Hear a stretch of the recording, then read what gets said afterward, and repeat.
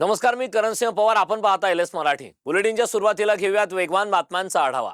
सातारा जिल्ह्यात शिवेंद्रराजेंचा करिश्मा कायम आहे. मंत्री शिवेंद्रसिंहराजे भोसले यांच्या नेतृत्वाखाली सातारा नगरपालिका निवडणुकीत भारतीय जनता पक्षाने ऐतिहासिक विजय नोंदवत प्रचंड बहुमताने सत्ता स्थापन केली. भाजपचे अधिकृत उमेदवार अमोल मोहिते यांनी तब्बल 42,000 मतांच्या फरकाने विजय मिळवत विरोधकांना चितपट केली. मंत्री गिरीश महाजनांनी जळगावात निवडून आलेल्या सर्व उमेदवारांचं स्वागत केलं. महाविकास आघाडीच्या 50 देखील जागा निवडून आल्या नाहीत. मिमी म्हणणारे वाचाळवीर तोंडावर पडले. जनतेने त्यांना चपराक दिली अशी टीका गिरीश महाजनांनी केली. भंडारा, साकोली, तुमसर आणि पवनी नगरपालिका निवडणुकीत भाजपने भंडारा आणि साकोली नगरपालिकेच्या नगराध्यक्षांसह बहुमतांचा आकडा पार केलाय. भंडारा जिल्ह्यात भाजपचे 2 नगराध्यक्ष आणि 57 नगरसेवक निवडून आणत सर्वात मोठा पक्ष ठरलाय. भंडारा शहरात आमदार परिणय फुके यांनी कार्यकर्त्यांसोबत भाजपच्या विजयाचा जल्लोष साजरा करताना दंड थोपटले. मुक्ताईनगरमध्ये शिवसेना शिंदे गटाचे आमदार चंद्रकांत पाटील आणि भाजपच्या केंद्रीय राज्यमंत्री रक्षा खडसे यांच्या गटांमध्ये थेट सामना रंगला. मुक्ताईनगरचे आमदार चंद्रकांत पाटील यांची कन्या संजना चंद्रकांत पाटील या 2,583 मतांनी विजयी झाल्या. नगरपालिका निकालानंतर भंडाऱ्याच्या तुमसरमध्ये 2 वेगवेगळ्या ठिकाणी राडा झाला. तुमसरच्या प्रभाग क्रमांक 6 मधून अपक्ष उमेदवार सोनिया दुर्वे यांचा विजय झाला. याच प्रभागातील पराभूत भाजप उमेदवार वासुदेव चरडे यांचा मुलगा सौरभ चरडे यानं काही तरुणांना मारहाण करून जखमी केलं.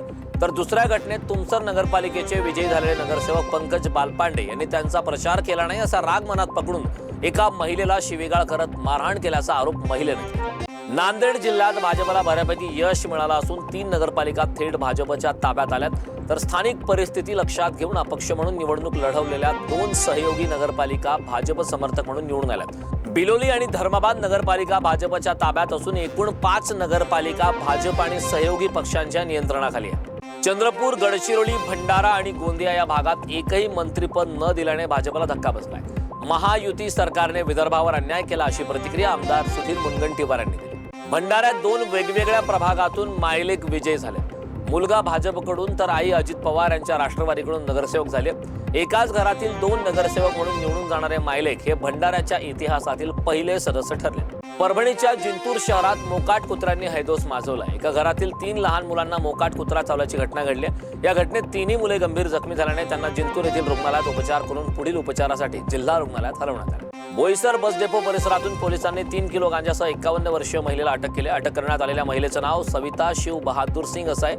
गुप्त माहितीच्या आधारे ही कारवाई करण्यात आली. वेगवान बातम्यांचा आढावा घेतल्यानंतर या बुलेटिनमध्ये वेळ झालेली आहे. इथेच थांबण्याची. पाहत रहा एलएस मराठी.